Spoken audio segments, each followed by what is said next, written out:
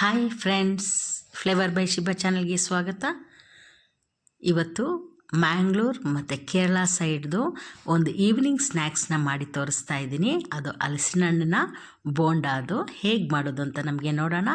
ನನ್ನ ಚಾನಲ್ನ ಯಾರು ಇನ್ನೂ ಸಬ್ಸ್ಕ್ರೈಬ್ ಮಾಡ್ಕೊಂಡಿಲ್ಲ ಅವ್ರು ದಯವಿಟ್ಟು ಮಾಡ್ಕೊಳ್ಳಿ. ಹಾಗೆ ಡೈಲಿ ನನ್ನ ವೀಡಿಯೋಸ್ನ ವಾಚ್ ಮಾಡ್ತಾಯಿರಿ. ಜೊತೆಗೆ ಲೈಕ್ ಕೊಡಿ, ಶೇರ್ ಕೂಡ ಮಾಡಿ. ನೋಡಿ, ರೆಡಿ ಇರುವಂಥ ಹಲಸಿನ ಹಣ್ಣಿನ ಬೋಂಡ. ಇದು ಭಾಳ ಈಸಿ, ಬೇಗ ಆಗ್ತದೆ, ಭಾಳ ರುಚಿಯಾಗಿರುತ್ತೆ.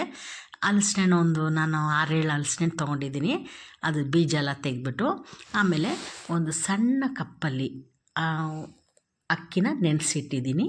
ಆಮೇಲೆ ಅಕ್ಕಿ ಎಷ್ಟಿದೆ ಅಷ್ಟೇ ತೆಂಗಿನ ತುರಿ, ಜೊತೆಗೆ ಒಂದು 4 ಏಲಕ್ಕಿ, ಅರ್ಧ ಅಚ್ಚು ಬೆಲ್ಲ, ಇದು ಚಿಕ್ಕ ಅಚ್ಚು ಅದ್ರದ್ದು ಬೆಲ್ಲ, ಇದಿಷ್ಟು ರೆಡಿ ಮಾಡ್ಕೊಂಡಿದ್ದೀನಿ. ಬೆಲ್ಲ ಕುಟ್ಟಿ ಪುಡಿ ಮಾಡಿ ಇಟ್ಕೊಳ್ಳಿ. ಈಗ ಮಿಕ್ಸಿ ಜಾರ್ಗೆ ನಾವು ತೊಳೆದಿಟ್ಟಂಥ ಅಕ್ಕಿ ಒಂದು 20 ಮಿನಿಟ್ಸ್ ನೆನಿಲ್ಲ, 1/2 an hour ನೆನೆದ್ರೂ ಸಾಕು. ಆಮೇಲೆ ಆ ನೀರು ಸ್ವಲ್ಪ ನೀರು ಹಾಕಿ ಅಕ್ಕಿ ಹಾಕ್ಬಿಟ್ಟು ಬೆಲ್ಲ ಮತ್ತು ಹಲಸಿನ ಹಣ್ಣು, ತೆಂಗಿನ ತುರಿ, ಏಲಕ್ಕಿ ಇದಿಷ್ಟು ಹಾಕ್ಕೊಂಡು ಚೆಂದ ಗಟ್ಟಿಯಾಗಿ ಗ್ರೈಂಡ್ ಮಾಡ್ಕೊಳ್ಳಿ. ನಾವು ಅಕ್ಕಿ ತೊಳೆದು ನೀರು ಹಾಕಿದ್ವಲ್ಲ, ಅಲ್ಲೇ ಸ್ವಲ್ಪ ನೀರಾಗಿದೆ, ಸಾಕು. ನೋಡಿ, ಈ ಥರ ಗಟ್ಟಿಯಾಗಿ ಗ್ರೈಂಡ್ ಮಾಡ್ಕೊಳ್ಬೇಕು. ನೀರು ಮಾಡಬಾರ್ದು, ಭಾಳ ಗಟ್ಟಿಯಾಗಿರಬೇಕು.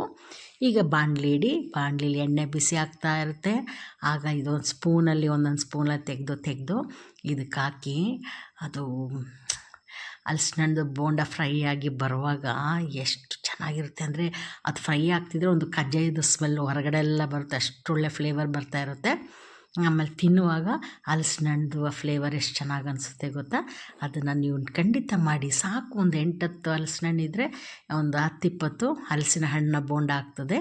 ಈವ್ನಿಂಗ್ ಸ್ನ್ಯಾಕ್ಸ್ಗೆ ತುಂಬ ಚೆನ್ನಾಗಿರುತ್ತೆ. ಡಿಫ್ರೆಂಟಾಗಿ ಮಾಡಿ, ಟೇಸ್ಟಿಯಾಗಿ ತಿನ್ನಿ, ಎಂಜಾಯ್ ಮಾಡಿ.